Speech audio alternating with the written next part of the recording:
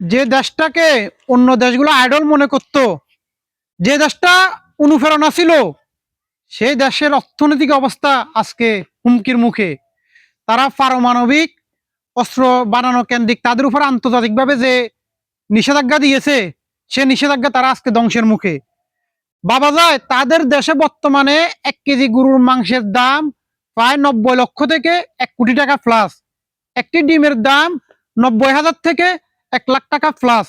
অবিশ্বাস্য হলেও বর্তমানে ইরানের অবস্থা এমনভাবে চলতেছে, তাদের জনগণ অলরেডি আজকে 20 থেকে 25 দিন রাস্তায় নেমে বিক্ষোভ করতেছে এবং তারা প্রায় 40-45 জনের মতো মারা গেছে। তারা আয়াতুল্লাহ খামেনির পতন চায়, তারা ইসলামিক রেজুলেশন চায় না, তারা গণতন্ত্র চায়। খুবই খারাপ অবস্থা চলতেছে বর্তমানে ইরানে।